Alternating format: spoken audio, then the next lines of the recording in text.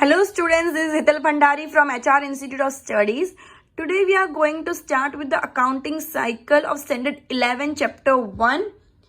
What do you mean by accounting cycle? Okay. Cycle means recording the transaction, classify the same, analyze the same, conclusion of the same, then interpret the transaction and then make the report for the same. Okay. Now what do you mean by recording? Recording means क्या होता है कि जो भी transaction अपन ने किया, जो भी अपने परचेज, सेल, इनकम, एक्सपेंस का ट्रांजेक्शन किया, ट्रांजेक्शन मतलब एक को लेना दूसरे को देना, ठीक है। तो सबसे पहले वो ट्रांजेक्शन रिकॉर्ड करेंगे। चलो मैंने आज इतना सेल किया तो सेल मैंने रिकॉर्ड किया। उसके बाद मैं क्लासिफाई करूंगी कि मैंने किस किस पार्टी से किया, कौन कौन से आइटम का कितना सेल किया, उस तरह से क्लासिफाई होता है। फिर उसको एनालाइज करूंगी कि ये आइटम ज्यादा जा रही है, ये आइटम कम जा रही है, इसमें इतना सेल हो रहा है, इतना आइटम दैट स्टॉक हो जा रहा है, वगैरह वगैरह, ठीक है। अब एनालाइज करने के बाद मैं कंक्लूजन निकालूंगी कि हाँ नेक्स्ट टाइम से मुझे ये आइटम नहीं मंगवानी, नेक्स्ट टाइम से इसमें ज्यादा प्रॉफिट हो रहा है, ये आइटम ज्यादा बेटर है, ये चीज से नुकसान हो रहा है बिजनेस में डाल के। तो ये सब चीजों का कंक्लूजन निकालूंगी। फिर इंटरप्रेट करूंगी कि ये साल प्रॉफिट हो रहा है, लॉस हो रहा है, कितना प्रॉफिट हो रहा है, कितना लॉस हो रहा है, और फिर उस चीज की रिपोर्ट बना के सबमिट करूंगी, ठीक है। तो इसको क्या बोलते हैं? Accounting cycle. मतलब पहले रिकॉर्ड करो ट्रांजेक्शन, फिर उसके बाद उसको क्लासिफाई करो, क्लासिफाई करने के बाद थर्ड स्टेप एनालिसिस दो, एनालिसिस के बाद उसको कंक्लूजन दो, कंक्लूजन के बाद उसको इंटरप्रेट करो and then ultimately report submit करो। Clear है? This is what we call accounting cycle. Accounting cycle means R for recording, C for classification, A for analysis, C for conclusion, I for interpretation, R for reporting. इतना important नहीं है exam view point से, but ठीक है तुम लोग का ये चीज आना बहुत जरूरी है, ठीक है। बिकॉज 11th स्टैंडर्ड तुम्हारा अभी नया नया है, तो तुम लोग को ये चीज आना बहुत जरूरी है। Accounting. Now the first objective of accounting is the permanent record. Permanent record, what does it state? Permanent record मतलब क्या होता है? जो भी transactions, whatever the transactions or events are taken in the business, वो सब इवेंट्स अपन return में record करते हैं। रिटर्न में रिकॉर्ड करना मतलब क्या? आइदर नोटबुक, आइदर बुक्स जो अकाउंट्स के मेंटेन करते हैं उसमें, और इन द टूडेज जनरेशन सब कुछ कंप्यूटर पे होता है, तो कंप्यूटर पे परमानेंट बेसिस पे वो ट्रांजेक्शन्स और इवेंट्स को रिकॉर्ड करना। Now what does permanent records mean? That is recording the transactions permanently in written form, either in the books or in the computer and on permanent basis. Okay? उसको बोलते हैं permanent records. Transactions या events जो return form में होने चाहिए permanent basis पे, either in the books और इन कंप्यूटर, लेकिन परमानेंट बेसिस पे होने चाहिए। क्लियर है? Effects of each transaction. Effect of each transaction मतलब क्या होता है? सेकेंड चैप्टर में अपन डिटेल में पढ़ेंगे कि कैसे। अब डेबिट इफेक्ट, क्रेडिट इफेक्ट, ये सब क्या होता है, ये सब तुम लोग को टर्म्स जो लास्ट में बिजनेस टर्म, जो अकाउंटिंग टर्म समझा है उसके अंदर समझाऊंगी तो ज्यादा डिटेलिंग आएगी, ठीक है। ये इफेक्ट जो होता है, ये जो हर ट्रांजेक्शन का इफेक्ट होता है, वो इकोनॉमिकली बिजनेस पे कैसे इफेक्ट दे रहा है, मतलब फायदा हो रहा है, नुकसान हो रहा है, गेन हो रहा है, बिजनेस के अंदर बिजनेस गेन कर रही है, लॉस कर रही है, ये सब चीजें बताता है, ठीक है। हर ट्रांजेक्शन बिजनेस में किस तरह से इफेक्ट देता है।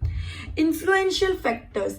इन्फ्लुएंशियल फैक्टर्स क्या बोलते हैं कि ऐसे कुछ फैक्टर्स जिससे अपना प्रॉफिट या लॉस अफेक्ट कर रहा है, जब से अपन अपना इकोनॉमिक कंडीशन इफेक्ट कर रही है, जिसके अंदर से अपन जो चीज से अपन अकाउंट्स बना रहे उस चीज से अपना इकोनॉमिक कंडीशन बिजनेस की इफेक्ट कर रही है, ठीक है। ये ऑब्जेक्टिव बहुत ज्यादा इंपॉर्टेंट रोल प्ले करता है in the objectives of accounting. Because ऐसे कौन कौन से फैक्टर्स हैं जिनकी वजह से अपना प्रॉफिट एंड लॉस फर्क पड़ रहा है। जैसे अगर कोई ऐसा फैक्टर, अगर अकाउंट्स बनाएंगे तो पता चलेगा हाँ इस चीज से प्रॉफिट ज्यादा हो रहा है तो इस चीज को बढ़ावा दो, इस चीज से अपना लॉस हो रहा है तो इस चीज को कम करो। कौन कौन से फैक्टर्स है? जैसे अगर पंखा चालू कर रहे हैं तो कोई ऐसी इंडस्ट्री हो जैसे पंखे से सब कुछ उड़ जाता हो, तो ये फैक्टर हो गया कि अपना लॉस हो रहा है। या किसी चीज में एसी की कूलिंग से वो चीज बेटर हो रही है तो वो बता सकता है कि हाँ ये अपना फैक्टर, इससे प्रॉफिट हो रहा है, तो इस चीज को फोकस करना चाहिए। तो इन्फ्लुएंशियल फैक्टर्स क्या होता है? बिजनेस में प्रॉफिट एंड लॉस किस चीजों से बढ़ रहा है, घट रहा है, वो चीज अपन को पता चलती है, ठीक है। वो अकाउंट्स बनाते हैं तो पता चलता है कि इस चीज का अपने बिजनेस में क्या रोल है, ठीक है। Tax liability. टैक्स लायबिलिटी मतलब क्या होता है कि बिजनेस में टैक्स कैसे कैलकुलेट होता है। बिजनेस में अकाउंट्स करते तो अपना प्रॉफिट एंड लॉस पता चलता है, उस प्रॉफिट के बेसिस पे अपन टैक्स डिस्ट्रीब्यूट करते हैं, उस प्रॉफिट के बेसिस पे अपन टैक्स का अमाउंट रिकॉर्ड कर सकते हैं, टैक्स का अमाउंट कैलकुलेट कर सकते हैं। तो टैक्स लायबिलिटी, लायबिलिटी मतलब अपन का कर्जा, अपन का कोई भी चीज किसी को देनी बाकी है तो उसको बोलते हैं लायबिलिटी। अपन बोलते हैं ना उधार पे लिया हुआ है अभी देना बाकी है तो उसको बोलते हैं लायबिलिटी। टैक्स लायबिलिटी मतलब अपने जो भी अकाउंट्स बनाते हैं वो गवर्नमेंट को लायबल होते हैं, वो गवर्नमेंट को अपन को टैक्स पे करना पड़ता है उस अकाउंट्स पे जितना प्रॉफिट हुआ है लॉस हुआ है। तो जितना भी प्रॉफिट और लॉस हुआ है वो किससे डिटरमाइन होगा, अकाउंट्स प्रिपेयर करने से। एंड अकाउंट प्रिपेयर करने से अपन डिटरमाइन कर सकते हैं कि इस साल के अपना इतना प्रॉफिट हुआ उस पर अपन को कितना टैक्स पे करना है। ठीक है, तो टैक्स लायबिलिटी डिटरमाइन कर सकते हैं। Quantum of payables and quantum of receivables. सबसे पहले तो क्वांटम मतलब क्या होता है, साइज। अब पेबल और रिसीवेबल क्या होता है, नए टर्म्स है। पेबल मतलब क्या होता है, अगर अपन ने कुछ चीज परचेस की है तो ऐसा जरूरी नहीं कि पूरा का पूरा कैश में परचेस करेंगे, आधा चीजें क्रेडिट पे परचेस करते हैं। क्रेडिट पे परचेस, क्रेडिट मतलब मैंने पहले भी ये टर्म समझाया, क्रेडिट मतलब पेमेंट अभी नहीं देना, फ्यूचर डेट पे हम पेमेंट देंगे, उसको बोलते हैं क्रेडिट पे परचेस करना। पेमेंट अभी नहीं देना, फ्यूचर डेट पे देना, उसको बोलते हैं क्रेडिट पे परचेस करना है। क्रेडिट पे कोई चीज लेना, क्रेडिट पे देना या लेना, फ्यूचर डेट पे कोई भी पेमेंट करते या पेमेंट लेते उसको बोलते हैं क्रेडिट। ठीक है, क्रेडिट ट्रांजेक्शन, कैश का अपोजिट होता है क्रेडिट। कैश मतलब क्या होता है, ऑन द स्पॉट पेमेंट कर देना, एंड फ्यूचर डेट पे देना उसको बोलते हैं क्रेडिट। तो कोई भी चीज क्रेडिट पे परचेस करेंगे मतलब फ्यूचर डेट पे परचेस करेंगे, परचेस अभी करेंगे लेकिन पेमेंट उस चीज का फ्यूचर डेट पे देंगे, तो जिस इंसान को देंगे वो इंसान अपना पेएबल हो गया। मतलब क्या, मुझे इस इंसान को फ्यूचर डेट पे पैसा पे करना है।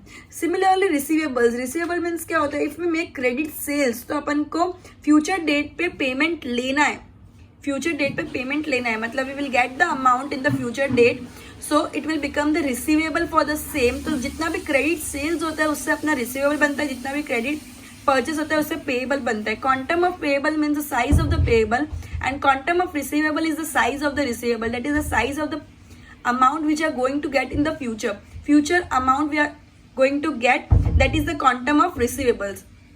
Now to measure the profitability is also the objective of accounting. Profitability कैसे मेजर होगी, अगर अकाउंट्स बनाएंगे तो टोटल सेल्स कितना हुआ, टोटल परचेस कितना हुआ, उसके अंदर से कितना अपन को एक्सपेंस है, कितना इनकम हो रहा है, हर चीज को एड लेस करके अल्टीमेटली अपन को पता चलेगा कितना प्रॉफिट है।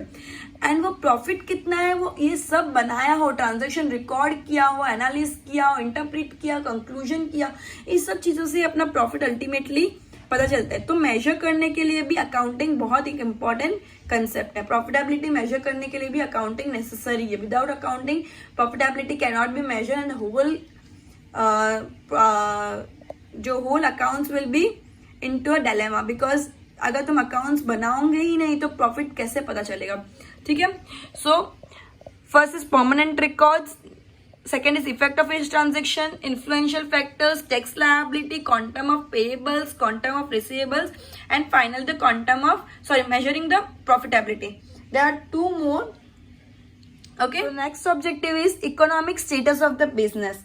अब जब भी बिजनेस के and eight the end of the year के एंड में अपन एसेट, मैंने एसेट कंसेप्ट नहीं बताया, एसेट मतलब क्या होता है बिजनेस में, मैंने ये लास्ट लेक्चर में एसेट का कंसेप्ट बताया था। एसेट मतलब क्या होता है, बिजनेस के अंदर कोई चीज ऐसी लाई है जो परचेज या सेल, परचेज इसलिए नहीं किए कि उसको सेल करेंगे, परचेज इसके लिए किए ताकि अपने गुड्स को प्रॉपरली सेल कर पाए, वो अपने लिए हेल्पफुल होगा।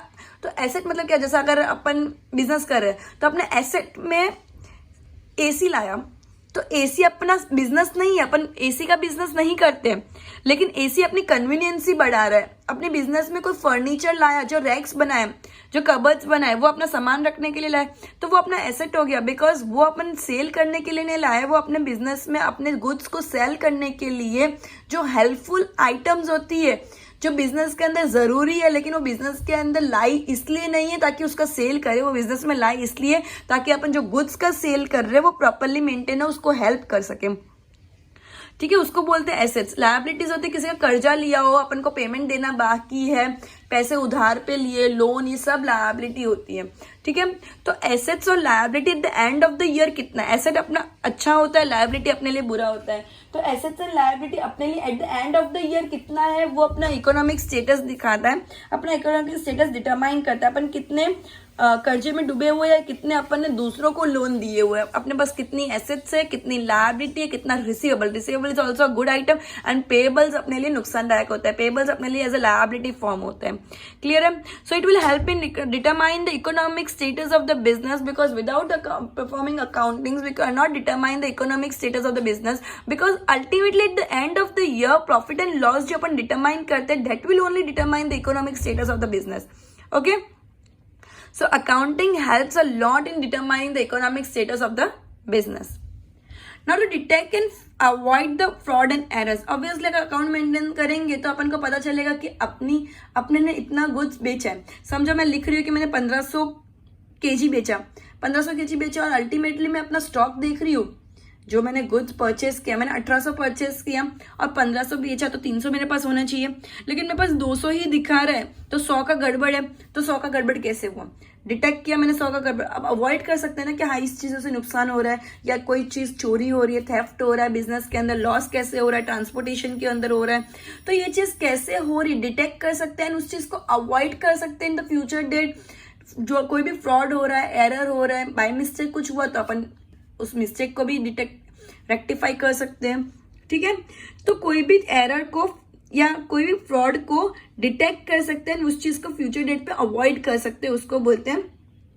उस चीज के लिए भी अकाउंटिंग बहुत ज्यादा हेल्पफुल है. कोई अनडिजायरेबल इवेंट्स, मतलब जो चीज नहीं होनी चाहिए वो चीज हो रही है, उसको प्रिवेंट करना, उसको रोकना, उसमें भी अकाउंटिंग बहुत हेल्पफुल है. So next 2 objectives are economic status of the business and detect and avoid fraud and error. So let me repeat all the objectives. 1, permanent records, to know the effect of each transaction, to know influential factors, to determine the tax liability, to know the quantum of payables, to know the quantum of receivables, to know the economic status of the business, to detect and avoid errors and frauds.